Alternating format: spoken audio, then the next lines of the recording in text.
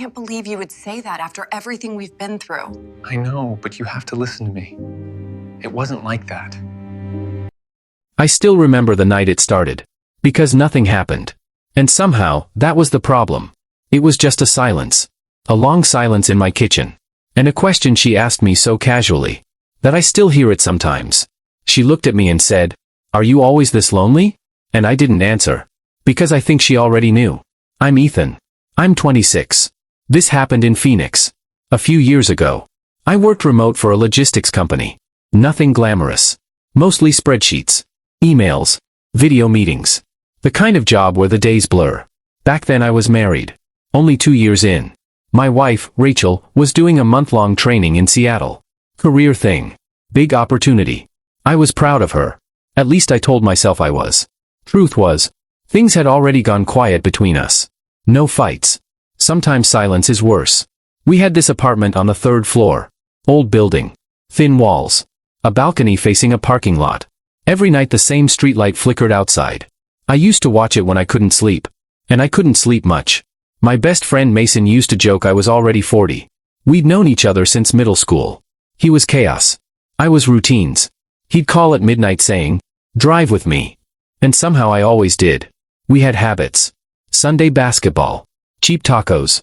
Watching bad action movies and pretending they were masterpieces. Real friendship. The kind built on stupid memories. One time we got stranded outside Tucson because his car died. We spent 6 hours eating vending machine peanuts. Laughing at nothing. That was us. He knew when something was off with me. Even before I did. A week before Rachel left. He looked at me and said, "You seem somewhere else lately." I shrugged. Said work was busy. He didn't buy it. Mason never bought the lies I told myself. Now. About her. The maid. Even calling her that feels strange. Her name was Elena. She wasn't some dramatic mystery. She was just there. Quiet. Present. Rachel had hired a cleaning service months earlier. Elena usually came twice a week. Late mornings. She wasn't much older than me. Maybe 30. Maybe less. I never asked. Dark hair always tied back. Simple clothes. Soft voice. And this habit of noticing things. Small things. Like when she moved my coffee mug closer to my laptop. Or left my headphones neatly coiled. Things Rachel never noticed. Not because Rachel was cold. Just distracted. Life gets like that. At first Elena and I barely talked. Just, "Morning. Thanks. See you Thursday." Normal. Nothing unusual. That matters. Because what happened didn't begin as temptation. It began as ordinary. And ordinary can be dangerous. Rachel left on a rainy Tuesday. Phoenix rain always feels wrong. She kissed me fast. Said, "Don't survive on takeout." Then she was gone. And the apartment changed. You notice sounds when someone leaves. The fridge hum. The clock. Your own footsteps. Everything felt too loud. First week I kept busy. Work. Gym. Mason visits. Distractions. Then Elena showed up one Friday. And something tiny shifted. I was on a work call. Stressed. Muted myself and cursed at a spreadsheet. She heard. When the meeting ended, I found coffee waiting. I hadn't made it. She had. I looked at her. She just shrugged. "You looked like you needed help." That was all. But I remember standing there too long. Holding the mug. Thinking, why did that feel intimate? I didn't like that thought. I pushed it away. Days passed. Small conversations grew. She'd ask, "How's your wife's trip?" I'd say, "Fine." Even when it wasn't. Rachel and I barely talked. Texts got shorter. Calls got rushed. One night she forgot our call. Said she was exhausted. Hung up in 2 minutes. I stared at the black phone screen forever. Next morning Elena noticed. Of course she noticed. "You didn't sleep." Not a question. I laughed. "Is it that obvious?" She said. "Only to people who know loneliness." That stayed with me. People who know loneliness. Like it was a country. And she had citizenship. Then came the trigger. The thing that changed the rhythm. Her car wouldn't start one evening. She was still outside when I took trash down. Hood up. Sun setting. Orange light everywhere. I said, "You okay?" She smiled. "Depends. You know jumper cables?" I did. Barely. But we figured it out. Battery was dead. Still wouldn't hold. She sighed. Said tow truck would take hours. Without thinking I said, "Come upstairs. Wait there." Simple thing. Should have meant nothing. But that night, that kitchen silence happened. We sat drinking cheap tea. No TV. No music. Just city noise through the balcony door. And she asked, "Are you always this lonely?" That question. I laughed at first. Then didn't. I said, "Maybe." She looked at me. Really looked. And something in the room shifted. Dangerously quiet. Tow truck came. She left. And I should have forgotten it. But I didn't. I kept replaying that pause. The way neither of us moved. The way something almost existed. I told myself it was in my head. Maybe it was. But then she started staying a little longer. Not much. 10 minutes. 15. Talking. About ordinary things. Her brother. My stupid work stories. Music. Weather. Nothing. Everything. One afternoon the power went out. Whole building dark. Too hot inside. We sat in the hallway near a window. She said, "When people talk in the dark, they tell the truth." I asked, "Is that true?" She nodded. Then said, "I was married once." That surprised me.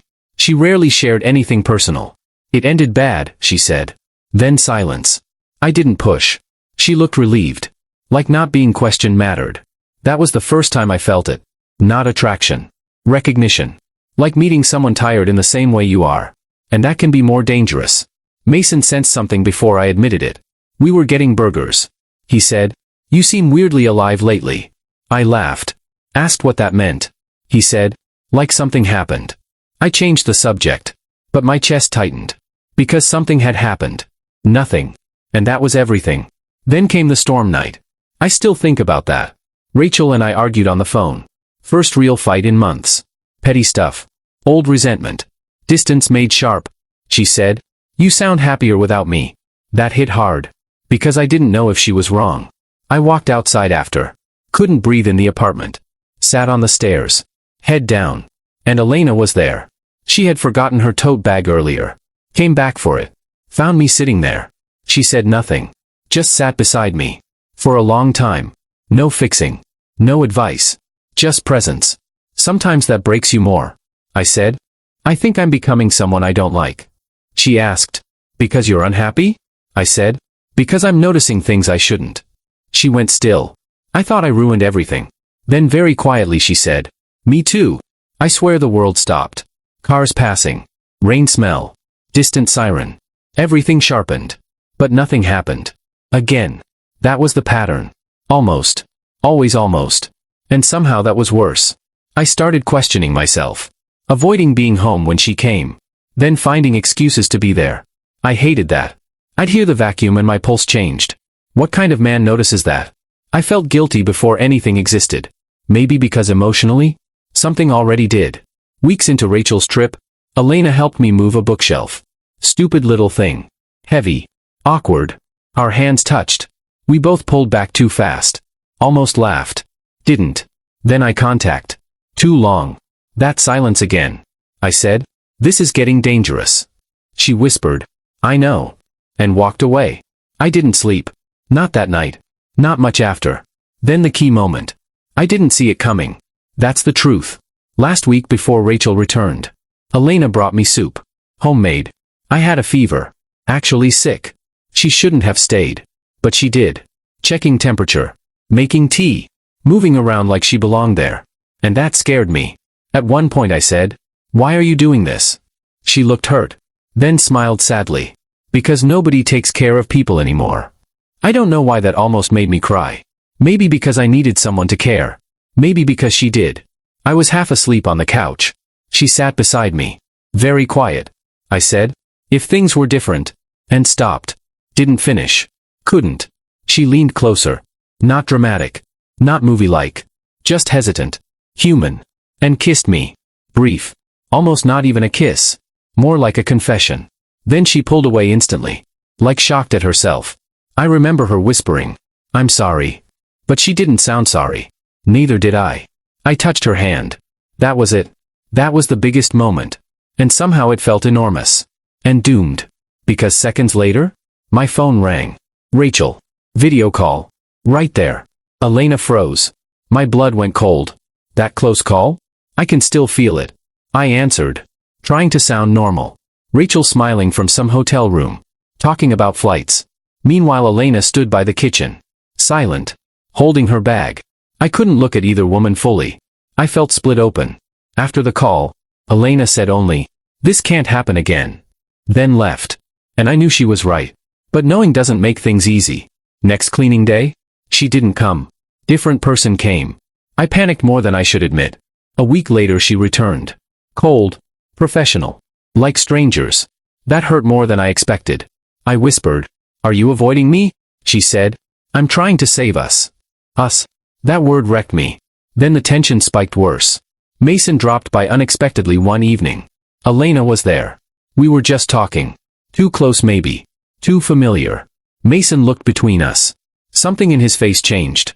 Later downstairs he said, "What's going on?" I denied everything. He didn't argue.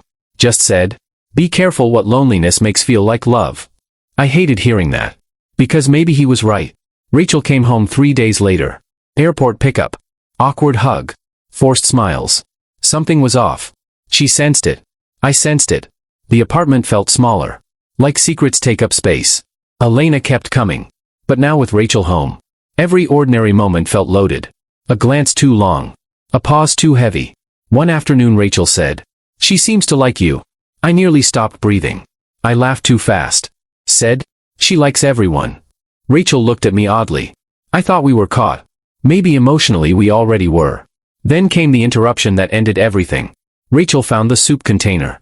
Asked where it came from. I said Elena made it when I was sick. Rachel got quiet. Too quiet. That dangerous kind. She asked, "Since when does she take care of you?" Simple question. Huge weight. Fight exploded that night. Not about Elena exactly. About distance. Neglect. Marriage. Truths we buried. Things cracked. And weirdly, that was overdue. Days later Elena told me she was leaving the cleaning company. Different city. I asked why. She said, "Because staying is harder." We stood by her car. Same parking lot where this started. Full circle. I wanted to say don't go. I wanted to say I'd leave everything. I said none of it. Because sometimes not speaking is the last decent thing you do. She smiled. Sad. Tired. Then said, "Some people enter your life just to wake you up." I still remember that. Then she was gone. Just gone. No dramatic ending. No running after her. No grand betrayal. Just absence. Which can hurt more. Rachel and I tried. For months. Counseling. Hard conversations. But once silence has lived in a marriage too long, sometimes love can't evict it. We separated a year later. Peacefully. Mostly. People assume the maid caused it. No. She revealed it. Big difference. Mason told me once, she was a mirror, man. Maybe. Maybe she showed me what hunger looked like. Not romantic hunger. Human hunger. To be seen. To be noticed. To have someone ask if you're lonely? And wait for the answer. Years passed. Sometimes I wondered if I imagined the whole thing. Made it bigger than it was. A few conversations. One almost kiss. Some silences. Can that change a life? Apparently yes. Then something happened. And this part? I've never told anyone online. About 6 months ago, I was in a grocery store. Late. Buying coffee. And I heard a voice say, "You still look tired." I froze. Turned. Elena. Older maybe. Same eyes. Same calm. Like no time passed. I laughed from pure shock. Couldn't speak. We stood by produce acting normal. Talking about weather. Life. Safe things. Then she asked, "Are you happy?" Again with the dangerous questions. I said, "More honest." She nodded. Like that meant enough. I wanted to ask if she ever thought about it. About us. If there even was an US. But I didn't. Some doors stay half open for a reason. Before leaving she said, "You were lonelier back then." I asked, "How could you tell?" She smiled. "Because I was too." Then she walked away. And that was it. Again. Always almost. Maybe that was our story. Almost. Sometimes I think the strongest connections aren't the ones that become relationships. They're the ones that quietly rearrange you. And leave. I never crossed a huge line. Not really. But emotionally. I stood near one. And looked over. That changed me. Made me ask what intimacy really is. Maybe it isn't passion. Maybe it's being understood in a kitchen after midnight. Maybe it's silence shared without panic. Maybe it's somebody noticing you haven't slept. I don't know. I still think about that question. Are you always this lonely? Because maybe she wasn't asking what I was. Maybe she was asking what I'd accept. And maybe I'd been accepting too little. People watching this might think, so did you love her? I've asked myself that. I don't have a clean answer. Maybe I loved who I became around her. Maybe I loved being seen. Maybe I loved a possibility. Sometimes possibilities haunt more than people. And here's the strangest part. Nothing dramatic happened. No affair. No scandal. No running away together. Just glances. One quiet kiss. And a truth I couldn't unlearn.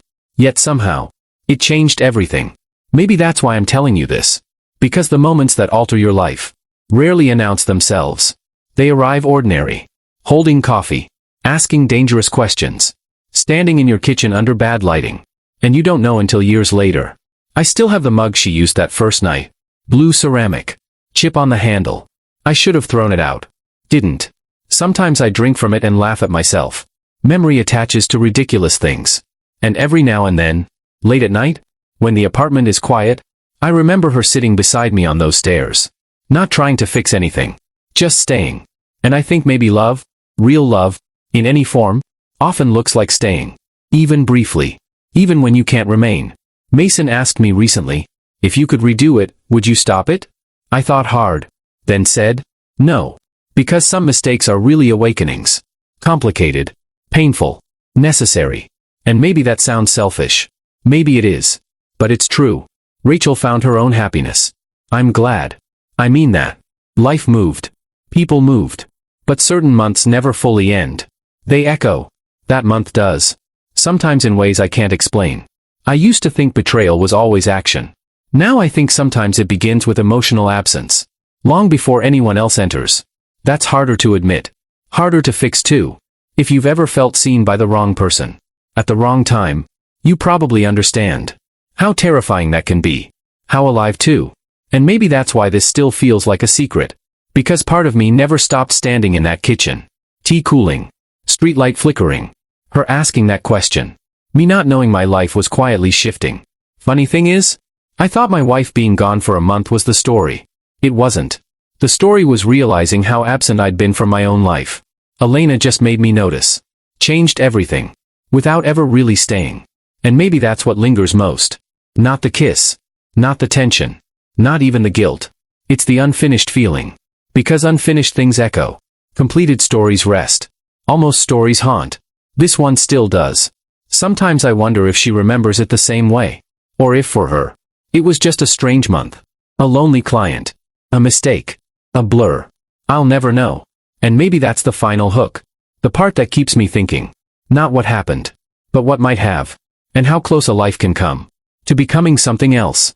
Because sometimes the biggest changes don't happen when someone enters your life. They happen when they leave. And you realize what they woke up. I still hear that question. Are you always this lonely? No. Not anymore. But for a while, I was. And a woman who was supposed to just clean my apartment somehow helped clean out a truth I'd been avoiding. That's what changed everything. And if I'm honest, that's why I can't forget her. Not because we had something, but because we almost did. And sometimes, almost, stays with you longer than forever.